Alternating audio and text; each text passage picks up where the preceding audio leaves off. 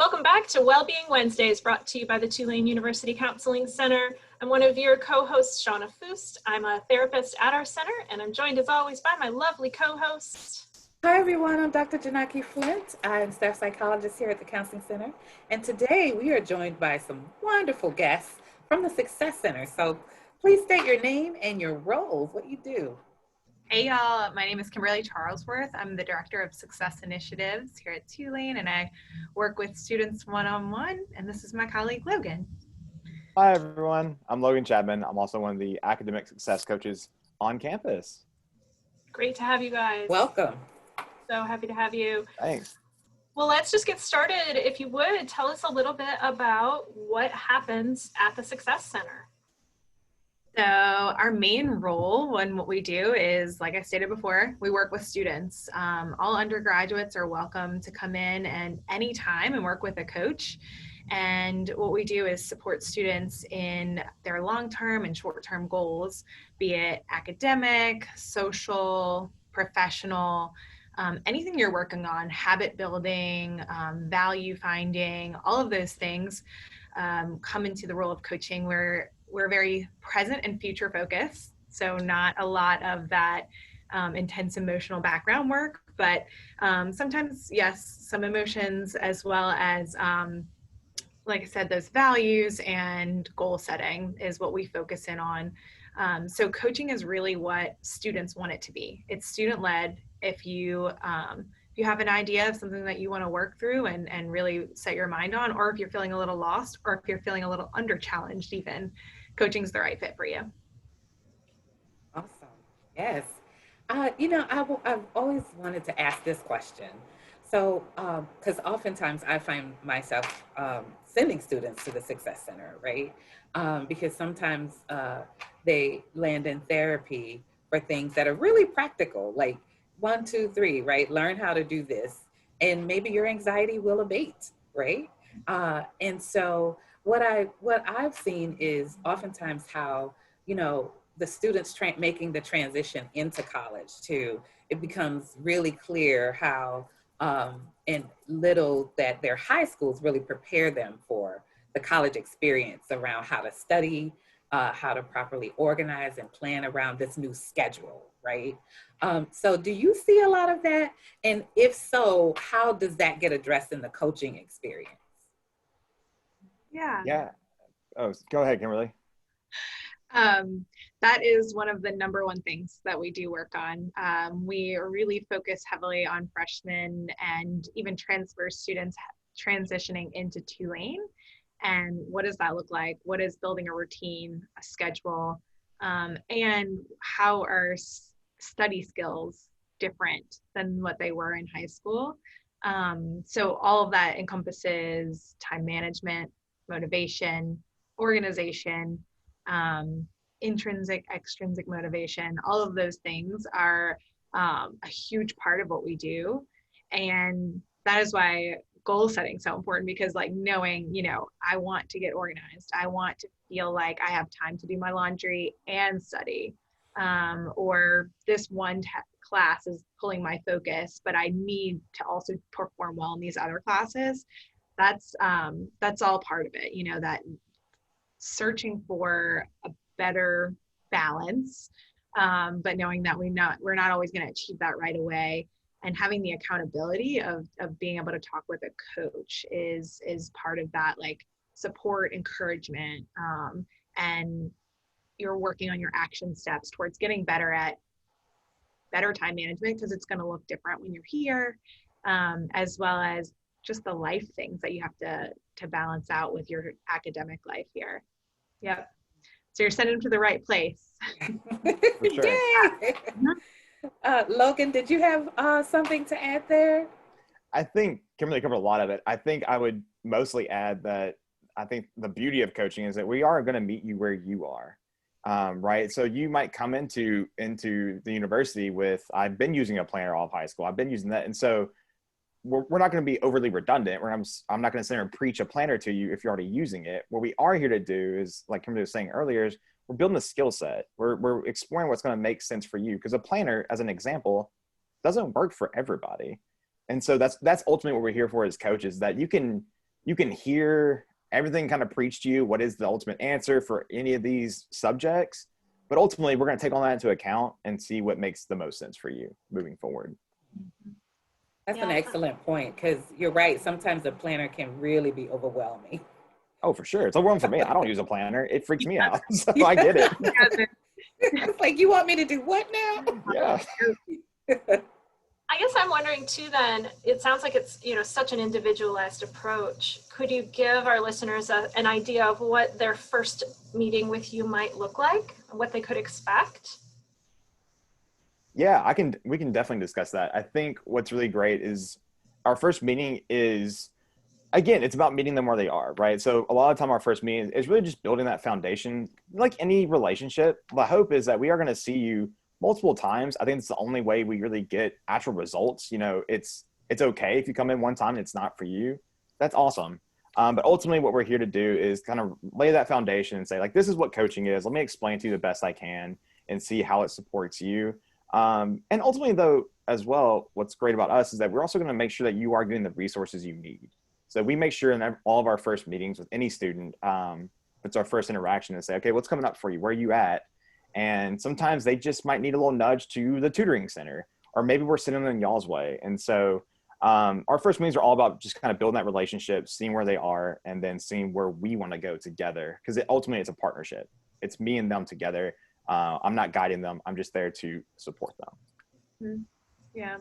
So you learn, if it's going to be a coaching relationship, you kind of set up what is the overarching arrow, where are we pointing? Mm-hmm. So if you're coming in saying time management, doesn't mean every single time we sit down we're going to be like time management, because there's other things that crop up, but we know we're always pointing in that direction of strengthening that skill.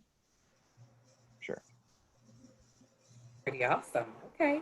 So have you seen any bumping cases or increases or different types of presentations around since the pandemic began? What are students kind of looking to you for, or have you noticed any changes in either direction? Yeah, we talk about this a lot. The overwhelm, that sense of never having enough time, that happens every semester, but I would say that this semester or these last few semesters, that is where we are. And what we've been doing is kind of being there for our students and normalizing that feeling and finding out what is the next step. We really get down to, instead of maybe, so we're talking about all these overarching goals, sure, but maybe sometimes what you need is just like, what's the next step? What's the next hour look like? And how is that going to catalyze you into maybe fulfilling what you feel like you need to do that today or the rest of the week? And then we come back around to, where are you checking in kind of thing. But I would definitely say that's that sense of overwhelm and just like, when is this going to end? Mm-hmm. Yeah. Thank you for that. Yeah, I can Yeah. imagine. I think everybody's seen that bump. Definitely. Sure. Yeah. I've been wondering who works in the Success Center. Do you have professional staff and student staff, and kind of what are their trainings and backgrounds like? Yeah, for sure. So we definitely have professional staff. So we have Kimberly, please correct my numbers, like 6 coaches, professional coaches.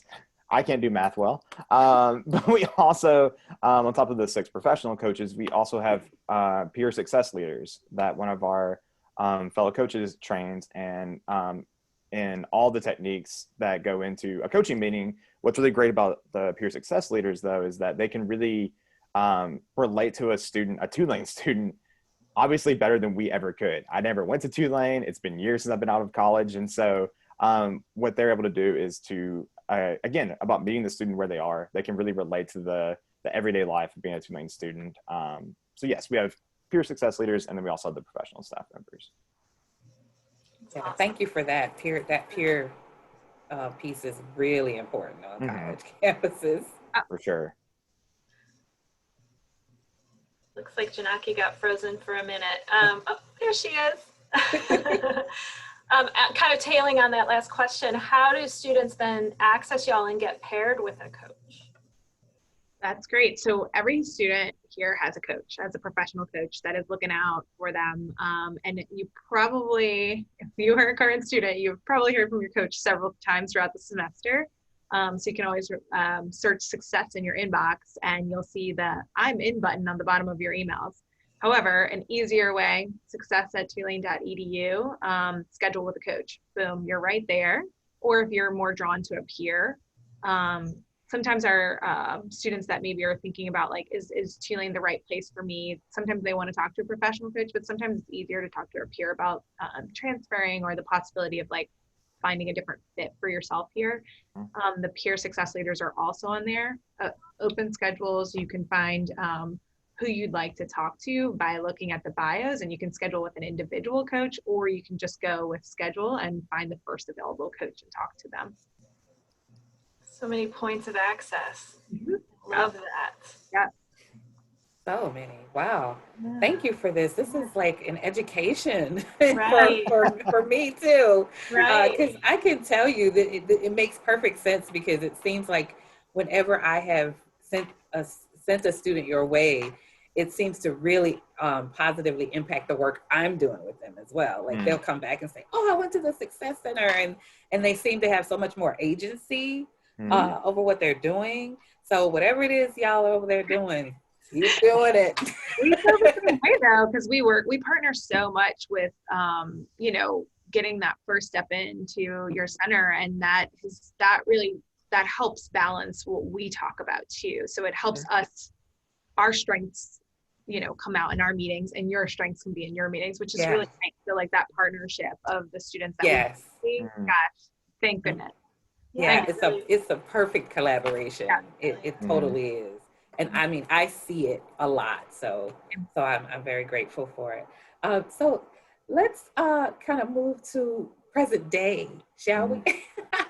So what are some of the tips that you might have for students as they start to prepare for final exams and navigating that process, which every year seems to be more and more daunting?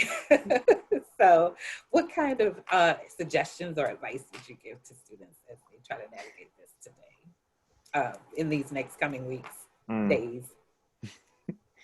There's so many. No, you're right. Every semester it feels like it does come more and more daunting, for good reason, I think. I think the one conversation I've had with many of my students, especially this semester as we're going into this finals week, is kind of something I've titled like a game day metaphor, a game day technique. And so for any of us who've ever either played sports or even keep track of any kind of like athletes of any sort, or competitors in general, I always challenge students to think about is like, for example, let's use a local person as an example. Drew Brees just left the Saints. If you notice on these game days, you don't see Drew Brees out there doing his most intense workouts the morning of. He doesn't do them even the night before. He's put that work in many, many months and days ahead of that game.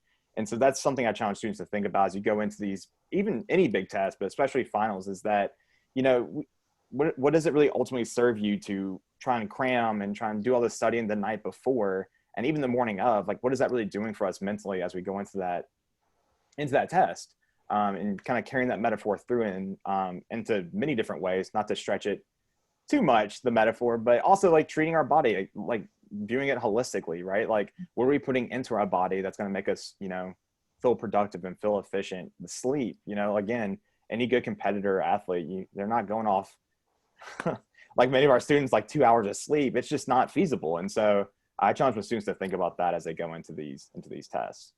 You've got massive supporters in me and Janaki. We also are encouraging students always to take care of their bodies, be in their bodies. Yeah, so hydrate. Yeah. Drink some water.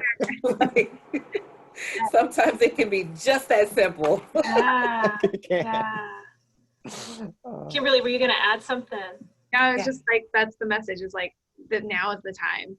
What is the next right thing for you to prepare yourself for, next week? If that's, what are you doing each day leading up that can really make an impact? And, and to like, how are you paying attention to where you are, you know, mentally, physically, or have you moved in the last hour? Have you, you know, have you taken a sip of water? Those things, like what have you put into your body? And then when was the last moment that you checked in too? Like just with everything, like with your plan, with yourself, with your sleepy, tired brain, you know, that kind of thing. Yes, absolutely. I've talked to many students who have a pretty rough final schedule, like 2 exams on one day and then one the next day and then a presentation, you know, a lot of back-to-back or, you know, clustered high stakes assignments or exams. Would you all be in a position to sit down with them and really create like a concrete plan so they could imagine how they can fit it all in and prepare adequately? Yep. I was just sitting here with a student 20 minutes ago. And, you know, we kind of did the way that her brain works. She wanted to do like a kind of a countdown at 14 days until this one, 13 until this one. So we did basically a task analysis of that and how you're looking at, you know, these 2 big ones on one day and then the next day your next big one, you know, and then of course the other one that isn't as big to you is 3 days after that. And it's like, oh, dang. So, but that also is an opportunity to say, okay, maybe we don't need to worry about this one yet. And so we sat there and we worked that out. What's the best plan? We came up with that. And while we worked through a very granular exam 1 will be stuck as a cumulative test, you know, exam 1, we're focusing on that for 2 days and that looks like this. And, you know, going into really granular tasks, as well as when are you going to eat? When are you going to take a break? What else can you put in there for yourself? So this, you know, student really enjoys walking her dog. And so when are you going to walk your dog? I know that about her. I know that that's an important task. And so we just did almost like for her, and I know this wouldn't work for Logan, but an hour by hour for the next few days to start it off to see. Well, that's pretty detailed, and I wish I had that coaching in school. Even Like, now, wow. I kind of wish I had that right now. I know. I was like, can I come to the coaching? Yes. Come on, let's do it. Oh, this is why we coach each other. Is we're not immune to these challenges either. Yeah, Exactly.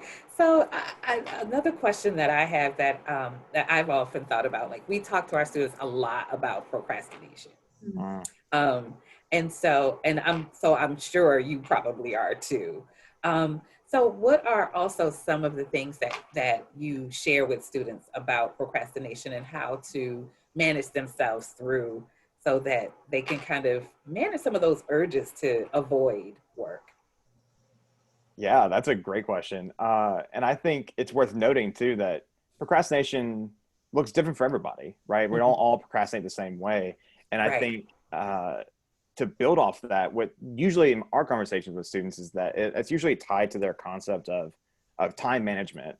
And I always put that in quotes. And I usually have to say in my meetings, I don't even like to use that phrase for a lot of reasons. I think a lot of us have like a really negative connotation. I have poor time management skills and that narrative. And also I kind of make the joke, it doesn't make any sense. We can't manage time. It's flowing. It's happening whether we like it or not. And so usually I try and shift the conversation of procrastination or time management to attention management. And I did not term that. I definitely stole that from a much smaller person than me. I was going to say that is great. I'm stealing it from you. Oh, I was great. Yeah, it's trademarked somewhere. Yes. No, that's definitely somebody else made that up. And I think it's helpful to think about, if you're thinking about procrastination, is challenge students to think, what is actually taking our attention away from what we actually want to be doing? Because ultimately a task takes however long a task takes. Like a paper might take ultimately 8 hours to write, and that's just what it is. When and where do we want to spend that time is the important questions. And so what is ultimately taking our attention away from that task? And that's what I usually explore in my meetings. And usually at least there were some pretty productive outcomes, and we become a little more aware of our surroundings, our physical nature, our phones. We become super aware in my meetings of what the impact our phone is having. So that's usually how I approach it. Yeah, that's definitely true. I was thinking like the attention on a spectrum of like the biggest pull and then like addressing some of those, and like going back to the holistic approach is like, is it that, you're really hungry, or you're thinking about all these other things? Do you need to just have like a little parking lot for yourself, a little to-do list that you write everything down so you can get it out of your brain and it stops circulating around so that you can actually get started? Or do you need to you feel overwhelmed by the task, and so you do other things because you know how to do those? So do you need to break down, to start a paper, I need to pick a topic, or I need to read the book that the paper's on? Let's break it down all the way to, oh, I read best when I'm outside, when I'm here, when there's a lot of noise around and I can block it out. And, so then where do you, pick up the book, go outside, block out the noise, start there. So there's that piece of attention around procrastination, where is your attention being pulled? And then where do you need it to shift to? Yeah. Oh, excellent. So I'd like, before we go, I'd like for you guys to share with us again, let the students know where you're located on campus. Where can they find the Success Center? We're over here on the academic quad in Mustapher Hall, and you can always visit our website to schedule with us, or you can email us success@tulane.edu, and we are monitoring that constantly. So we're happy to talk and get in touch in that way. And y'all are on social media as well, right? What's your handle? At Success Tulane, is that right?